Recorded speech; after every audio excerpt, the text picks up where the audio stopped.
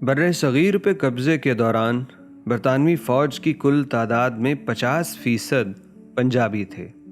और ये इसलिए नहीं था कि बर्रे सगीर में पंजाबियों की तादाद बहुत ज़्यादा है, बल्कि मुत्तहिदा हिंदुस्तान की कुल आबादी का महज 10% पंजाबियों पे मुश्तमिल था। दूसरी जानिब भूख और अफलास का आलम यह था कि मशहूर मौर्रख डॉक्टर मंजूर एजाज लिखते हैं कि साहिवाल के इलाके में हमें अंग्रेज़ ने ज़मीन अलॉट की। मेरे अब्बा जी यहाँ आके रहने लगे और जब वो लोगों के सामने रोटी सालन इकट्ठा खाते तो लोग बड़ा हैरान होते और कहते कि ये तुम जो रोटी की कश्ती सी बना लेते हो, ये आखिर क्या करते हो, हमें भी सिखाओ।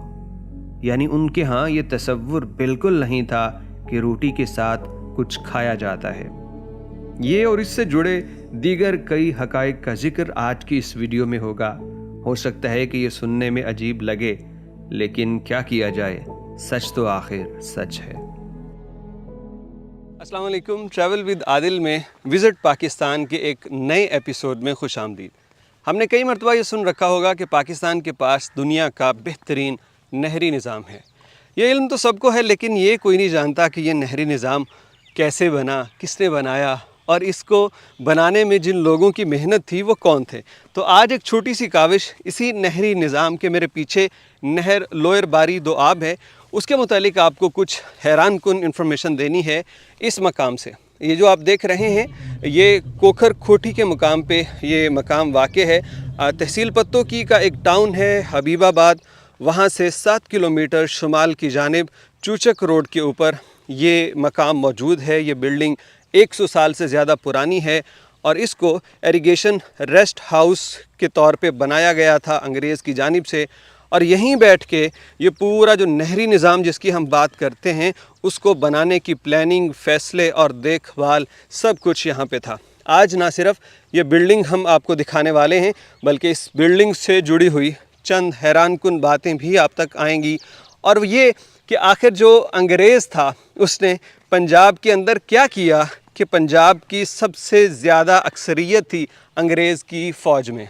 पंजाब के लिए अंग्रेज़ का ग्रेट प्लान क्या था, ये बाद में ज़िक्र करते हैं। पहले आपको इस इमारत के मुतालिक चंद दिलचस्प बातें बताते हैं। कभी इस इमारत में बैठ के नहर लोअर बारी दोआब के इंतज़ामी उमूर चलाए जाते थे। कहते हैं कि इसकी तामीर 20वीं सदी के शुरू होने से पहले हो चुकी थी, लेकिन इसकी हालत देखें तो 20 साल से ज़्यादा पुरानी नहीं लगती। उस वक्त ना बिजली थी और ना ही गैस, लेकिन ये फ़न तामीर था कि सर्दियों में ये बिल्डिंग गर्म और गर्मियों में ठंडी रहती। बग़ैर बिजली के इसके अंदर फवारे चलने का निज़ाम भी मौजूद था। अगर इसकी छत को देखें तो ये कमरे बड़ी बड़ी कब्रों का शुबा देते हैं, जो कि ईंटों को आपस में फंसा के बड़ी महारत के साथ डाट तर्ज पे बनाई गई है। बंगले के जुनूबी हिस्से में सीढ़ियाँ भी मौजूद हैं, तो ऊपर चल के तो ज़रूर देखेंगे इस बिल्डिंग को। लेकिन उससे पहले यहाँ पे एक चीज़ भी आपको दिखानी है। अक्सर आप लोगों ने नहर लोअर बारी दोआब का जिक्र तो सुन रखा होगा, लेकिन बहुत कम लोग जानते हैं कि ये होता क्या है। ये देखिए यहाँ पे जैसा कि LBDC लोअर बारी दोआब कैनाल, तो ये उसके प्रोजेक्ट के तौर पे ईंट आई थी, तो इसको उन्होंने लिखा है लोअर बारी दोआब। दरअसल बारी दोआब कहते हैं दो दरियाओं के दरमियान की जगह को, और कैनाल जो है वो नहर, ऐसा इलाका जो दो दरियाओं के दरमियान होता है। तो एक दरिया हमारे पास था, वो बंद हो गया, दरिया रावी अभी भी चल रहा है। रेनाला खुर्द का इलाका, जिस जगह ये मेरे उस साइड पे अगर आप देखें तो ये नहर लोअर बारी दोआब है, तो वो दो दरियाओं के दरमियान थी, इसलिए इसको LBDC कहा जाता था। और ये ईंट देखिए कितनी बड़ी, ये मेरा पूरा हाथ यहाँ तक आन चुका है, और इसके आगे आप देखें कि आगे ये ईंट कितनी बड़ी है।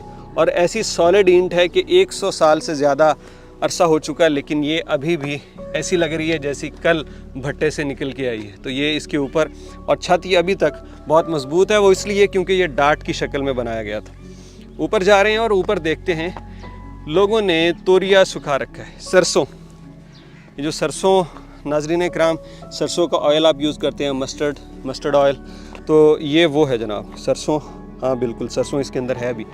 तो यहाँ इसकी हालत बहुत बेहतर है यार, ये बिलीव नहीं होता कि आप अंदाज़ा कीजिए कितना अरसा हो चुका है इस बिल्डिंग को, اور یہ اس کی حالت دیکھیے، بالکل ایسی ہے کہ ابھی بھی اس کے دروازے وغیرہ لگ جائیں تو یہاں پہ کوئی رہ سکتا ہے۔ یہاں رہنے کا پورا ایک سسٹم تھا، جیسے اس طرف آپ دیکھ لیں یہ بھی اسی سے ملحقہ بلڈنگ ہے، اور یہ بھی اور وہ بھی نظر آ رہی ہیں۔ تو اس میں کیا تھا، استبل علیحدہ سے، سرونگ کوارٹرز وہاں پہ بنائے گئے، باورچی خانہ اور گودام، پھر جو ڈاکومنٹیشن یا ریکارڈ رکھنے کا بلڈنگ تھی وہ علیحدہ بنی۔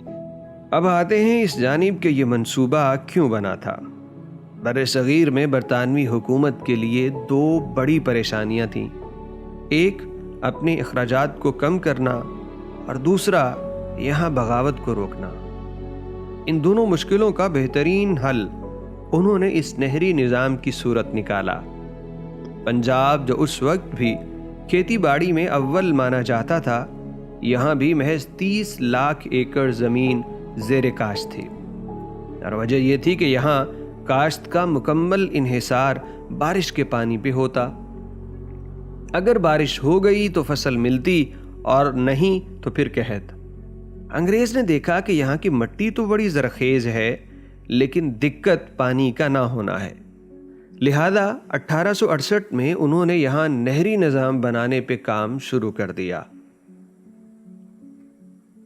دریاؤں سے نہریں نکال کے قریبی علاقوں کو پانی پہنچایا، اور اس میں انہوں نے محض 2 سال کے اندر قابل کاشت زمین کو 30 لاکھ ایکڑ سے بڑھا کے 1.5 کروڑ ایکڑ کر دیا۔ انگریز کے اس عمل سے پنجابی خوشحال ہونا شروع ہو گیا۔ محنت کرنے والے جوان تگڑے لوگوں کو زمینیں الاٹ کی جاتی، جہاں وہ فصل اگا کے خود بھی کھاتے اور مالیہ کی صورت میں حکومت کو بھی دیتے۔ برطانوی فوج میں شامل اہلکاروں کو ریٹائرمنٹ، پینشن اور پھر زمین بھی الاٹ کی جاتی۔ برطانوی فوج میں زیادہ پنجابی ہونے کی ایک وجہ تو یہی تھی، اور دوسری یہ تھی کہ کھیتی باڑی کرنے کی وجہ سے پنجابی سخت جان تھے اور بہادر بھی، اسی لیے انگریز پنجابیوں کو اپنی فوج میں ترجیحی بنیادوں پہ بھرتی کرتا۔ ایسا نہیں ہے کہ پنجاب میں انگریز کا صرف ساتھ ہی دیا گیا، بلکہ انگریزوں کو ناکوں چنے چبوانے والے بھگت سنگھ، دلہ بھٹی، رائے احمد خان کھرل بھی پنجابی ہی تھے۔ سمجھنے کی بات یہاں پہ یہ ہے کہ عوام تو خوشحالی چاہتے ہیں۔ مغلوں اور پھر سکھوں کے تسلط میں رہنے والی یہ عوام کبھی اتنی خوشحال نہ تھی جتنی انگریز راج آنے کے بعد ہوئی۔ انگریز نے اس علاقے کو معاشی اور سماجی نظام دیا، ان لوگوں کی بنجر زمینوں کو آباد کرنے میں ان کی مکمل مدد کی، اور اس چیز کی ان لوگوں کو بہت زیادہ ضرورت بھی تھی۔ اس کا اندازہ آپ اس بات سے لگا لیجئے کہ پنجاب یونیورسٹی میں فلسفے کے استاد ڈاکٹر منظور اعجاز صاحب فرماتے ہیں کہ ہمیں انگریز کی جانب سے ساہیوال کے قریب زمین الاٹ کی گئی۔ یہاں کے مقامی لوگوں کو جانگلی کہا جاتا تھا۔ میرے والد صاحب جب ان کے سامنے روٹی سالن اکٹھا کھاتے تو وہ بڑا حیران ہوتے اور کہتے کہ میاں یہ تم کیا کام کرتے ہو، یہ جو روٹی کی کشتی سی بناتے ہو یہ ہمیں بھی سکھا دو۔ یعنی غربت کا عالم یہ تھا کہ روٹی کے ساتھ کچھ کھایا جاتا ہے، اس کا تصور بھی نہیں تھا۔ عوام کو اپنے حکمرانوں کی چمڑی سے نہیں بلکہ پالیسی سے مطلب ہوتا ہے کہ یہ ہمارے لیے کیا سہولت پیدا کرتا ہے۔ انگریزوں سے بھی پہلے بر صغیر پہ مسلمانوں اور بعد میں سکھوں کی حکومتیں تھیں، تب بھی تو یہاں کی رعایا غلام ہی ہوا کرتی تھی، کبھی کسی بادشاہ کی تو کبھی کسی راجے مہاراجے کی۔ اس بات سے انکار بھی ممکن نہیں ہے کہ انگریز نے بر صغیر کے وسائل کو بہت لوٹا اور برطانیہ منتقل کیا، لیکن اس کے ساتھ اس کا اقرار کرنا بھی بنتا ہے کہ بر صغیر کے وسائل کو وسائل بنایا، ان کو قیمتی بنانے میں انگریز کا بہت بڑا ہاتھ ہے۔ یہ نہری نظام، انفراسٹرکچر، سڑکیں، ریلوے لائنز، ترقی کے یہ سارے جال گورے کے بچھائے ہوئے ہیں، اور اس کی حکومت کی خوبصورت بات یہ تھی کہ وہ کسی کے مذہب کو نہیں چھیڑتا، جس کی گواہی یہاں موجود یہ مسجد دے رہی ہے۔ اس ایریگیشن سینٹر کی تعمیر میں گورے نے مسجد بھی بنائی ہے۔ ظاہر ہے یہ مسجد انہوں نے اپنے لیے تو نہیں بنائی ہوگی، یقیناً یہاں کام کرنے والے مسلمانوں کے مذہب کا احترام کیا گیا ہوگا۔ اس بلڈنگ سے محض چند سو فٹ کے فاصلے پہ یہ ہے نہر لوئر باری دو آب۔ عام طور پہ نہر کو کھود کے بنایا جاتا ہے، لیکن انگریز منصوبے کو کم خرچ اور پائیدار بنانے کی فکر میں رہتا تھا، اسی لیے اس نہر کے کنارے مٹی کے بند ڈال کے اس کو بنایا گیا۔ اسے بنانے میں کوئی مشین استعمال نہیں ہوئی، بلکہ یہ انسانوں نے اپنے ہاتھوں سے بنائی۔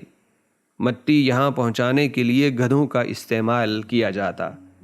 ان نہروں سے چھوٹی نہریں نکال کے مزید لاکھوں ایکڑ رقبے کو آباد کیا گیا۔ یہ زمینیں الاٹ کرنے سے پہلے انگریز کسانوں کے ہاتھ پاؤں دیکھتا۔ یہ تسلی کی جاتی کہ جسے زمین دی جا رہی ہے وہ اسے کاشت کر پائے گا یا نہیں۔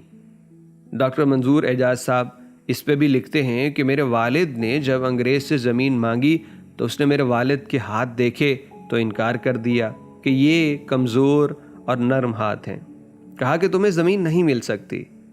پھر میرے والد نے اپنے چھوٹے بھائی کو آگے کر دیا جو جوان تھا۔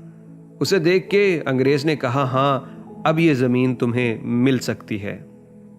یعنی گورا ہر کام میرٹ پہ کیا کرتا تھا۔ اس ویڈیو میں کی گئی کسی بات سے آپ اتفاق کرتے ہیں یا اختلاف؟ کمنٹ سیکشن میں ہمیں ضرور بتائیے گا۔ ملتے ہیں کسی اور مقام پہ نئی ویڈیو کے ساتھ۔